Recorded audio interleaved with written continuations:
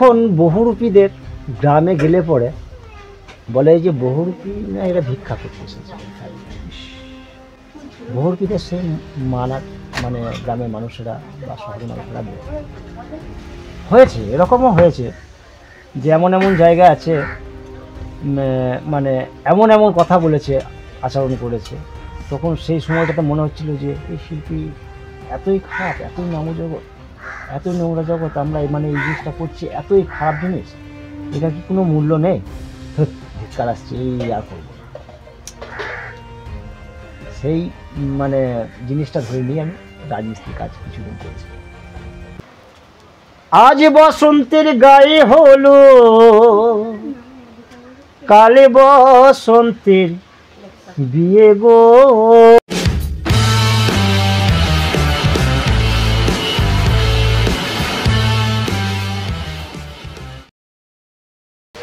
নমস্কার, আমি Suman Singh, roll camera টকে আপনাদের সকলকে স্বাগত জানাই। আজকের আমাদের এপিসোডের খুব স্পেশাল গেস্ট ননীচোড়া দাস বাউল, যাকে আপনারা সবাই বহুরূপী হিসেবে চেনেন। সবারই কাছে খুব তাড়াতাড়ি জনপ্রিয়তা অর্জন করেছেন এবং সবারই মনে প্রাণে উনি নিজে জায়গা করতে পেরেছেন। ননীচোড়া দাকে অনেক অনেক স্বাগত জানাই রোল ক্যামেরা টকে। কেমন আছেন দাদা? খুব ভালো। আমরা অডিয়েন্সের কিছু কোয়েশ্চেন আমরা নিয়েছি, সেই কোয়েশ্চেনগুলো আপনাকে আমরা দেব। সেই কোয়েশ্চেনের উত্তরগুলো সবাই জানতে চাই আমরা। যেটা হচ্ছে, প্রথমে জানতে চাই ননীচোড়া দাস বাউল বহুরূপী পেশায় কিভাবে এলো?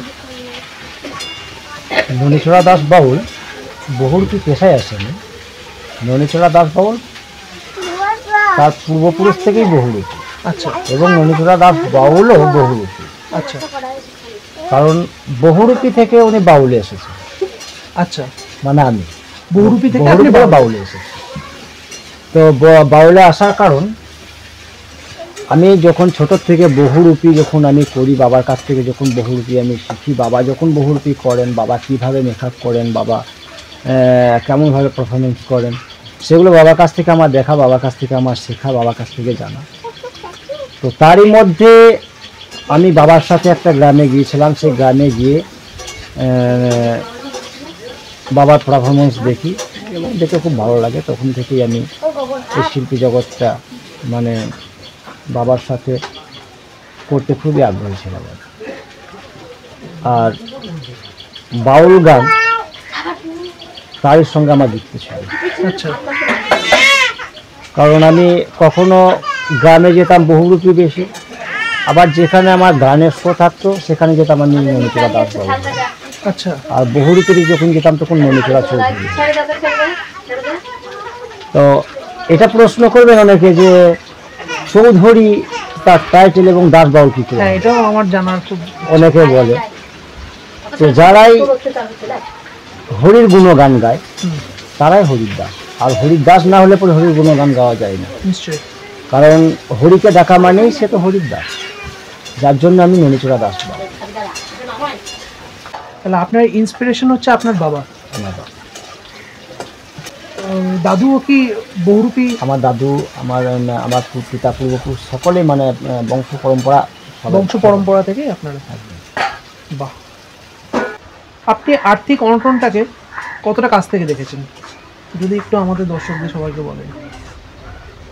দেখুন, আমার আর্থিকের ব্যবস্থা যেটা বলছো সেটা আমাদের আগাগোড়াই আমাদের খুবই কষ্টের ব্যাপার, এবং কষ্ট, দুঃখ, কষ্ট, ব্যথার মধ্যেই মানুষ হয়েছি আমরা।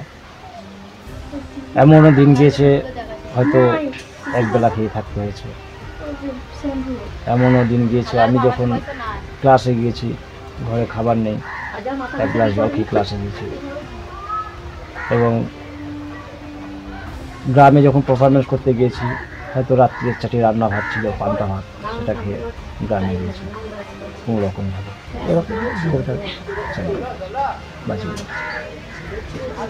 মানে তাহলে খুব মানে দারিদ্রতা জিনিসটাকে আপনি খুব ক্লোজ থেকে দেখেছেন, একদম ফিল করেছেন একদম। এই বহুরূপীদের সাধারণ মানুষেরা কিভাবে গ্রহণ করে? এই বহুরূপীদেরকে সাধারণ মানুষেরা এখন ভিখারির চোখে যায়। কারণ আগে এই বহুরূপী গ্রামে যখন যেত বহুরূপীদের একটা মানে আকর্ষণ, সেই জিনিসটা খুবই আগে থাকতো।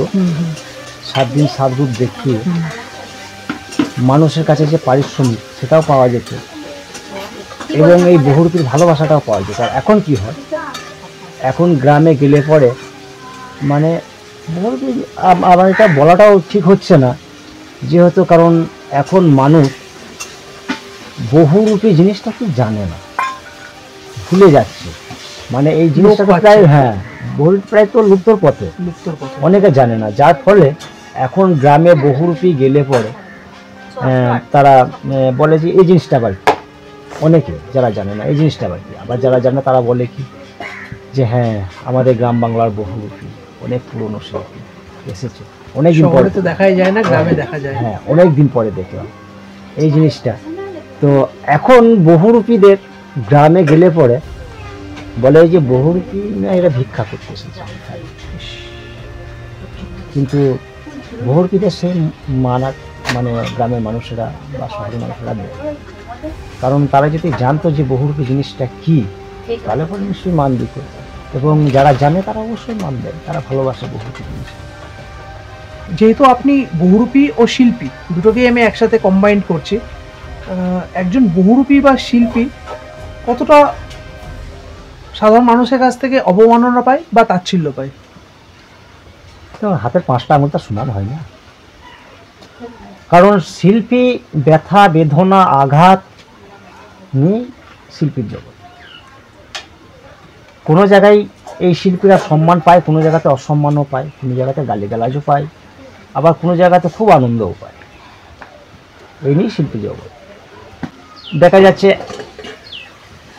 একটা মানুষ তার খুব ভালো লেগেছে, আবার এক জায়গায় দেখছি তার ভালো লাগে, পছন্দ হয় না, সে কি বলছে এটা কাটার কাপ চুল্লি করছে, কাটার কাপ করছে। এগুলো কি রং মেখে সংসারে যাও দিয়ে কাজকর্ম করো না। এই যে একটা ব্যাপার গ্রামের মধ্যে, এই নিয়ে মানে আজকে আমার বয়স 38+। তো ছোটোর থেকে আমি যে বহুরূপী করছি এবং আমার বাবারাও করেছে, যে সম্মান পেয়েছে বাবারা, কিন্তু আমরাও সম্মান আগে পেয়েছি, এখন আর পাই না। যার ফলে এখন আমরা যে বহুরূপী করে এসেছি বা করছি, আমাদের পরের জেনারেশনে তারা করবে কি না সেটা আমাদের মনে হয় না যে করবে। তবে যদি এই শিল্পী মান যদি আবার ঘুরে পায়, সম্মান যদি পায়, সবাই যদি দিতে পারে তবে সম্ভব হবে। আপনি যখন বহুরূপী দেখাতে বেরোতেন এলাকাতে, তখন এরকম কোনো কথা আপনাকে হার্ট করতো, আপনার শুনতে হতো এরকম কিছু জিনিস? কারণ আমি অপরিচিত গ্রাম থেকে খুব কমে গিয়েছি, কারণ আমি ছোটোর থেকে যে সমস্ত গ্রামগুলোতে আমি ঘুরেছি বা আমি বহুরূপী দেখিয়েছি বা এখনও পর্যন্ত দেখাই, যথেষ্ট সেসব গ্রামের মানুষের সম্মান দেয়, ভালোবাসে। তো হয়েছে, এরকমও হয়েছে যে এমন জায়গা আছে, মানে এমন কথা বলেছে, আচরণ করেছে, তখন সেই সময়টাতে মনে হচ্ছিল যে এই শিল্পী এতই খারাপ, এতই জগৎ, এতই নোংরা জগৎ, আমরা মানে এই জিনিসটা করছি, এতই খারাপ জিনিস, এটা কি কোনো মূল্য নেই? ধিক্কার আসছে, এই আর করবো না, এই শিল্পী মানে বহুরূপী আর সাজবো না, ছেড়ে দেবো, এই শিল্পী জগৎটা নষ্ট করবো, এরকম এক সময় মনে হয়। তো সেই কথা যখন আমি বাড়িতে ফিরে এসে বাবাকে যখন বলতাম, বাবা এরকম ঘটনা, এরকম গ্রামের এই অবস্থা, এই সমাজের মধ্যে এসব আমি এই বহুরূপী করব, বাবা বলছে ওরে ননি, এই বহুরূপী জগৎটা এমনই জগৎ, কোনো জায়গাতে আনন্দ পাবি, কোনো জায়গাতে 5টা কথাও শুনবি, সব রকমই আছে, কিন্তু এই জিনিসটা আমাদের পিতা পূর্বপুরুষ থেকে হয়ে আসছে, বংশ পরম্পরা, এই জিনিসটা হারিয়ে দিস না, ধরে রাখ। তো এই জিনিসটা হারিয়ে দিস না, ঠিক আছে, মানে যে যাই বলবে কথাটা আশীর্বাদ মনে করে মাথায় নিয়ে চলে আসবে, প্রতিবাদ করিস না, আর এই জিনিসটাকে ধরে রাখ। তো বাবার আদর্শে আমি, বাবার কথা মতোই আমি এখন এই জিনিসটাকে ধরে রেখেছি। আমাদের রিসার্চ বলছে যে আপনি যখন বহুরূপী যখন আপনি সাজতেন বা যখন আপনি দেখাতেন, তখন একটা টাইমে আপনার মনে হয়েছিল যে আপনি রাজমিস্ত্রিরও কাজ করতে যাবেন। হ্যাঁ, তো এই কিছুদিন মানে বহুরূপীটা যখন একদম পুরো মানে কি বলবো অসম্মানিত হচ্ছিল, সেই সময়টাতে ওই যে একটা কথা বললাম আমি আগে, যে ধিক্কার এসে গেছিলো মনের মধ্যে, শিল্পী এই বহুরূপী জিনিস আমি আর করবো না। তখন সেই মোমেন্টে আমি সেই মনের মধ্যে একটু রাগ রাগ ভাব নিয়ে আমি এটা করবো না, আমি রাজমিস্ত্রি করবো, লেবার খাবো, সেই মানে জিনিসটা ধরে নিয়ে আমি রাজমিস্ত্রির কাজ কিছুদিন করেছি। আপনার কি কখনো সিনেমা জগতে বা ক্যামেরার সামনে আসার ইচ্ছা ছিল, না এটা ভাগ্য বলতে পারেন? দেখুন, আমি ক্যামেরার সামনে আসবো বা আমি সিনেমা করব, এটা তো আমি কোনোদিনই ভাবিনি। আজ এই সিনেমা জগতের মধ্যে এসেছি, আর এই সিনেমা জগতের মধ্যে গেছি, এটা সত্যি করে আমার ভাগ্যের ব্যাপার, এটা আমার ভাগ্যেরই ব্যাপার। কারণ আমি তো কোনোদিনও ভাবিনি যে এত বড় জায়গায় উঠবো, আমি এত জায়গায় মানে আমাকে মানুষ এত ভালোবাসবে, এত মানুষের সঙ্গে আমার পরিচিত হবে, এত মানুষের মধ্যে আমার অভিনয় বা আমার গান এরকমভাবে মানুষের মনের মধ্যে দাগ কাটবে, এটা কোনোদিনই ভাবতে পারিনি। তবে সেটা সম্পূর্ণ মানে সম্ভব শিবপ্রসাদ মুখোপাধ্যায় এবং নন্দিতা রায়ের জন্য এটা সম্ভব হয়েছে। এত মানুষের সঙ্গে পরিচিত, এত মানুষ মানে দেশ বিদেশের মানুষের সঙ্গে এত পরিচয়, এটা ওনাদের জন্য সম্ভব হয়েছে। কি করে আপনার সাথে এই যোগাযোগটা হলো? আমার সাথে এই যোগাযোগটা হয়তো আমি কোনো এক গ্রামে আমি আমার বহুরূপী কলাকৌশলা নিয়ে গিয়েছিলাম। কোনো এক ভদ্রলোক আমার বহুরূপী ছড়াগুলোকে রেকর্ডিং করে, তো সেটা ভিডিও করে ইউটিউবে দেয়। ইউটিউবে দেওয়ার পর সেটা শিবপ্রসাদ মুখোপাধ্যায়ের কাছে পৌঁছয়। সেটা শিবপ্রসাদ মুখোপাধ্যায় খুবই ভালো লাগে। তো শিবপ্রসাদ মুখোপাধ্যায় আমাকে অনেকদিন ধরেই খুঁজেছে গান নিয়ে আমাকে। তো ওই ইউটিউবেই আমার নাম্বার দেওয়া ছিল এবং আমার ঠিকানা দেওয়া ছিল। ওই ঠিকানা থেকে শিবপ্রসাদ মুখোপাধ্যায় আমার সাথে তারপরে কথাবার্তা হয়।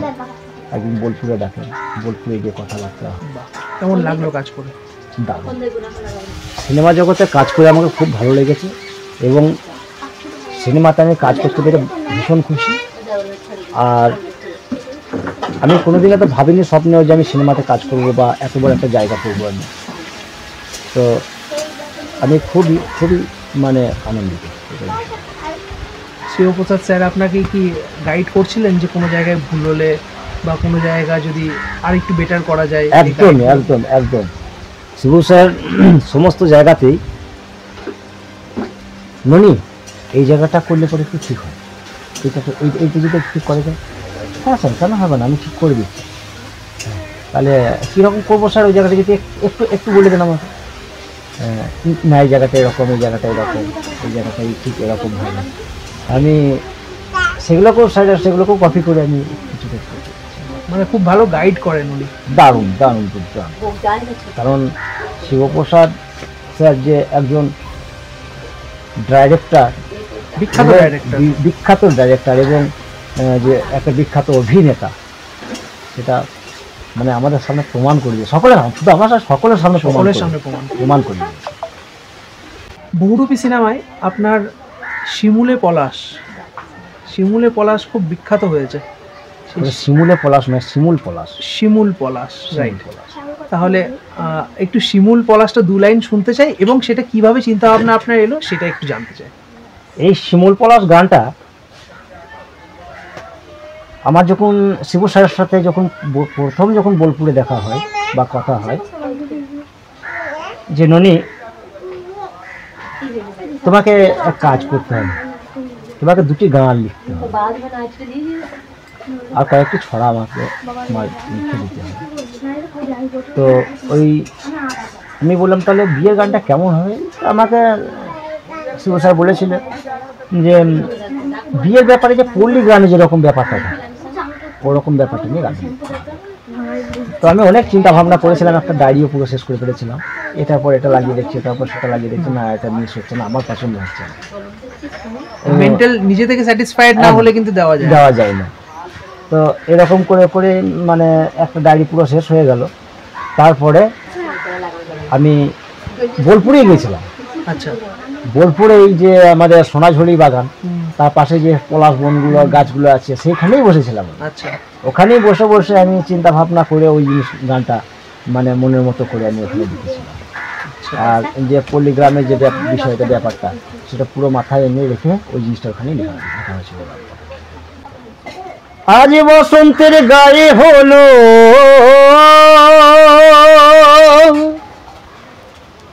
আজ বসন্তের গায়ে হলো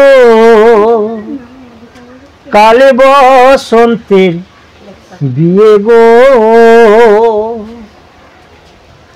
শিমুল পলাশ সাজবে আজ নাকে নোলক দিয়া।